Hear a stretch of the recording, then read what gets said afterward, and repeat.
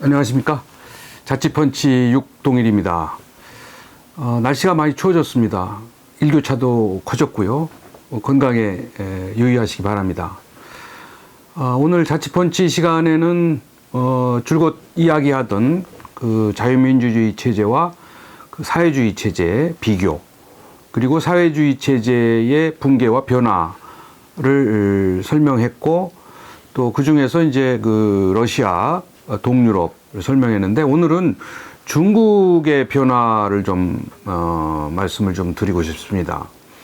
중국도 아시는 바와 같이 그 1921년에 중국 공산당이 만들어졌고, 또 1949년에는 중화인민공화국이 탄생이 됐죠.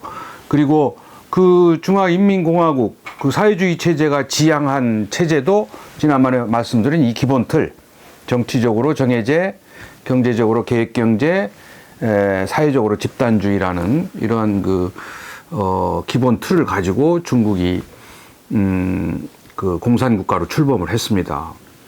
그리고 아시는 바와 같이 중국은 그 주계장막, 그 소련이 철의장막, 아이런 커튼을 오랫동안 그 쳐놓고 그 배타적인 정책을 했는데, 중국도 역시 마찬가지로 주계장막, 뱀부 커튼을 치고 외부와 단절한 채 그 배타적인 그런 그 국가로 지속이 되다가 1970년대 초에 핑퐁 외교를 시작으로 해서 당시 닉슨 국무장관이 그 닉슨 대통령 때 이제 그 닉슨이 방문도 하면서 이제 그 문호가 개방이 됐죠. 그리고 본격적으로 그 등소평 체제 하에 1978년에 비로소 주계장막이 거쳤습니다. 이렇게 중국이 그 급변하게 되면서 이제 급기야 오늘날에는 뭐 G2라는 그 아주 경제 대국이 됐지 않습니까? 이런 그 중국의 변화를 살펴보면 거기에는 이제 한국과 우리 대한민국과 굉장히 밀접한 관련이 있고, 또 오늘날 그 중국이 갖고 있는 빛과 그림자, 그 성장에 따른 빛과 또 성장의 이면에 짙게 드리워지는 그 그림자가 동시에 나타나고 있어서 중국의 미래를 내다볼 수 있는 좋은 기준이 될 수 있습니다. 또 중국을 제대로 봐야 우리가 또 앞으로의 통일 문제, 또 북한 문제를 제대로 다룰 수 있기 때문에 중국을 연구하고 중국을 진단하고 중국의 미래를 보는 것은 대단히 중요한 일입니다. 아무튼 중국이 그 오랫동안 그 지향했던 이 사회주의 기본 틀에서부터 이제 소련이 망하고, 또 중국이 이제 그 경제가 성장하기 위해서는 이 기본형에서 벗어나서 새로운 체제를 이제 1978년부터 이제 새롭게 실험을 시작을 한 겁니다. 그 실험을 한 그 중국의 체제 변화가 이 사회주의 체제의 기본 틀을 전부 바꾸는 것이 아니라 이 계획 경제를 시장 경제로 바꾸는, 여기에 주력을 했습니다. 그러니까 정치적으로는 계속해서 정해제, 또 경제적으로는 이제 계획 경제에서 시장 경제로의 전환, 그리고 이제 집단주의를 기본적인 틀로 해서 출범한 게 중국의 체제, 새로운 체제. 그리고 그거를 사회주의 시장 경제 체제라고 하는 겁니다. 중국은 이제 새로운 실험을 시작하는 거죠. 그리고 그 시장 경제로의 전환이 짧은 시간 동안에 중국에 엄청난 경제 성장을 가져온 거죠.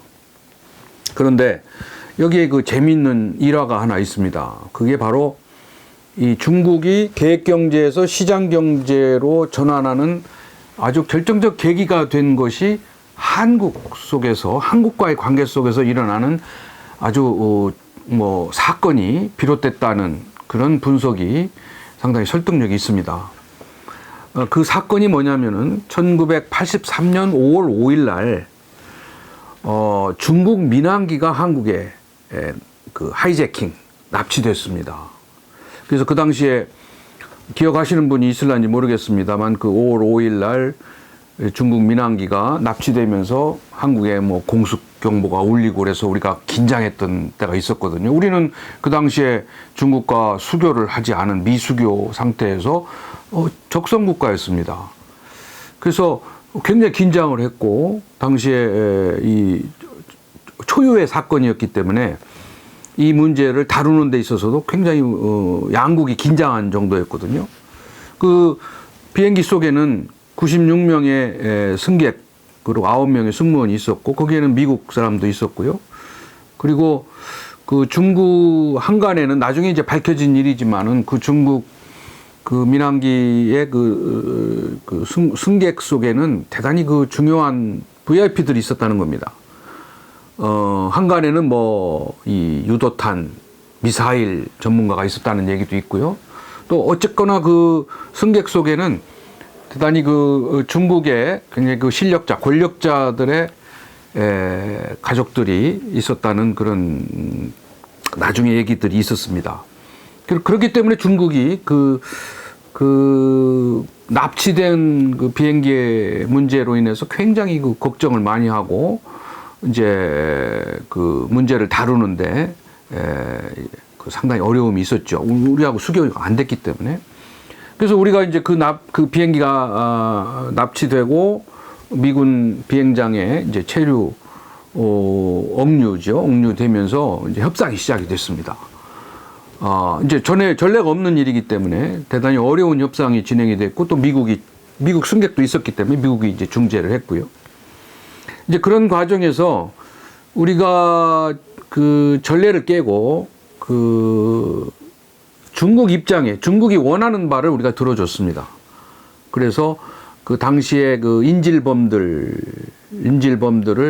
이제 격리시키고 인질범들을 이제 구속을 하고 나중에 결과적으로는 승객들을 다 무사하게 또 비행기까지 같이 중국에 돌려보내줬죠.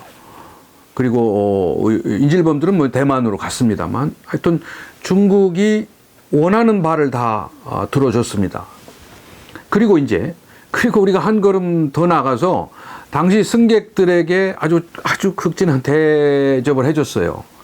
승객들을 뭐 백화점도 데리고 가서 한국을 소개하고 또 뭐 심지어는 여러 가지 회사 포항제철이라든지 무슨 이런 회사도 가서 견학도 시켜주고 그렇게 해서 중국 사람들이 당시 승객들이 한국의 발전상을 지켜볼 수 있는 대단히 중요한 경험을 했다는 겁니다. 그리고 또 나중에 돌아갈 때는 선물도 한 보따리 해줘서 이게 그 비행기 하이제킹의 그 처리에는 조금 벗어난 좀 지나친 우리가 대접이랄까 그런 마무리를 진 거지요. 그래서 이게 이제 중국의 모든 이제 사태가 종결이 되고 중국의 승객들 VIP들이 중국에 돌아가서 이제 대단한 이제 그게 그 반향을 가져왔다는 겁니다. 그러니까 말하자면 중국이 우리랑 수교되지 않은 단절된 또 적대적인 국가이고 중국은 북한하고만 교류를 했지 않습니까? 그래서 중국이 생각할 때는 주계 장막이 거치고 얼마 안 된 시점이니까 중국이 생각할 때는 우리 대한민국이 북한과 비슷한 경제 수준에 있다고 생각을 했는데 한국을 직접 가서 목격하고 한국의 발전상을 지켜보니까 이 한국이 선진국이 됐다. 우리 좋은 면만 더 봤잖아요. 서울을 보고 백화점을 보고 유명한 그 회사들을 봤으니까. 그러니까 정도 이상으로 한국이 선진국이 됐다 이렇게 과대평가가 됐고 또 그 한국이 일본과 미국에 버금가는 선진국이 됐는데 한국이 더 우수하다. 왜? 짧은 기간. 불과 6.25 동란 우리가 이런 짧은 30년 동안에 그 당시 83년이면은 우리가 61년 경제 개발되고 뭐 불과 20년 아닙니까? 그래서 짧은 기간에 미국과 일본과 어깨를 나란히 하는 선진국이 됐다고 평가를 한 거예요. 그렇다면 중국 사람들이 도대체 중국의 전문가가 도대체 그 한국의 발전의 원동력이 뭐냐. 그래서 그 당시에 그 뭐 한국의 박정희 리더십, 박태준 뭐 리더십을 연구하고 뭐 이런 붐이 일어났었습니다. 그래서 그런 뭐 새마을 운동도 관심을 갖고 그래서 이들이 내린 결론이 뭐냐면 그 이 체제 문제가 한국의 체제가 한국의 경제 성장을 가져오는 원동력이 됐다. 그리고 그 체제가 그 한국의 체제가 바로 이 체제라는 겁니다. 근데 우리나라는 그 자유민주주의 체제라고 우리는 알고 있었지만 중국이 들여다본 한국의 체제는 정해제, 시장경제, 집단주의라는 거죠. 그래서 중국이 한국의 체제를 그대로 모델로 삼고 그 우리 한국의 체제를 그대로 도입한 것이 중국의 사회주의 시장경제 체제다. 이렇게 된 겁니다.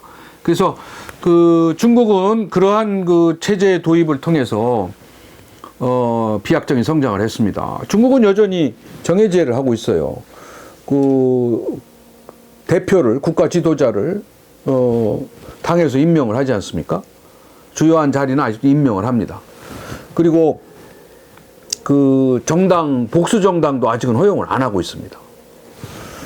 그 정치적 경쟁도 그렇게 보장이 안 돼 있죠. 그러나 시장 경제는 아주 급속도로 진행을 해서 그 사유재산을 인정하기 시작했고요. 또 이윤 추구를 보장을 했고 자유 경쟁을 시켰거든요. 그래서 이 시장 경제는 굉장히 비약적으로 진화가 됐죠. 그리고 집단주의를 존중을 하는데 이제 개인주의적인 사상이 많이 이제 들어가기 시작했습니다. 그러니까 중국은 우선 긍정적인 빛을 많이 낸 긍정적인 측면에서 보면은 중국은 이 체제를 통해서 성장을 한 거죠. 경제 성장을 한 겁니다. 그러나 이 경제 성장은 됐지만은 그러나 문제가 생기기 시작한 겁니다. 경제는 성장했지만 또 이 체제가 그대로 유지되길 바라지만 사실은 이 시장 경제가 더 많이 발전이 되니까 어떤 문제가 생기냐면은 정해제 대신에 그 대의제를 하고 싶은 정치적 욕망이 생기는 겁니다. 또 집단주의보다는 개인주의, 개인의 자유와 권리를 존중받는 그런 사상이 생기는 거거든요. 그래서 그런 사상들이 표출된 것이 천안문 사태입니다. 천안문 사태가 1989년 6월 4일 날 일어났거든요. 그때는 이제 경제가 성장이 돼서 정치적 그 자유를 요구하는 그런 대의제에 대한 요구, 즉 복수정당제를 해달라는 것이 그 당시에 북경 대학생들의 요구였거든요. 근데 어떻게 하셨습니까? 그 요구를, 정치적 요구를 탱크를 통해서 제압을 했잖아요. 그러니까 아직은 중국은 대의제를 인정하고 있지 않은 겁니다. 그래서 정치적 자유에 대한 요구, 대의민주주의에 대한 요구는 이제 지하로 들어간 거죠. 그렇기 때문에 아직은 안정돼 보이지만 앞으로 경제가 성장할수록 정치적인 자유에 대한 요구는 더 일어날 거다 하는 점에 중국의 딜레마, 숙제가 있습니다. 마찬가지로 시장 경제가 잘 돼서 경제가 성장하는 건 좋은데 시장 경제의 문제는 뭐예요? 자유 경쟁 시키다 보니까 격차가 생기는 거죠. 그래서 그러한 이 노동자, 농민들의 그러한 그 격차와 소외 문제가 앞으로의 중국을 크게 그 안정을 위협할 것이다.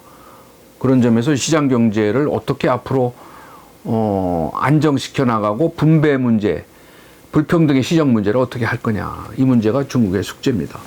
마찬가지로 개인주의 성향이 커지기 때문에 이제 집단주의에서 벗어나서 개인의 자유와 권리를 주장하는 목소리가 높아졌거든요. 그러니까 중국은 지금 이 경제가 성장해서 G2가 된 빛이 있지만은 반대로 동시에 이 시장 경제가 되면서 이제 나타나는 정치적인 요구, 민주주의에 대한 열망, 이런 것이 이제 앞으로 더 표출이 될 거고, 또 개인주의에 대한 지향이 나타나게 되면 중국은 이 체제를 앞으로 어떻게 변화시켜 나가고 이 체제를 어떻게 이제 또 변화시켜 나갈 것인가 하는 숙제, 또 그걸 잘못하면은 중국도 상당한 저항과 반발, 또 체제의 위험을 갖게 될 거다. 이제 이런 점에서 중국을 우리가 그 빛과 그림자를 지켜볼 수가 있습니다. 아무튼 결론적으로 이 체제라는 것은 완전한 체제는 없죠. 중국도 계속 변화해야 되는 숙제를 가지고 있고, 우리 대한민국도 그런 점에서 체제를 꾸준히 변화시켜서 탄력적으로 만들어야 된다. 이런 교훈을 얻을 수가 있습니다. 자치펀치 오늘 이 시간 여기서 마치겠습니다. 감사합니다.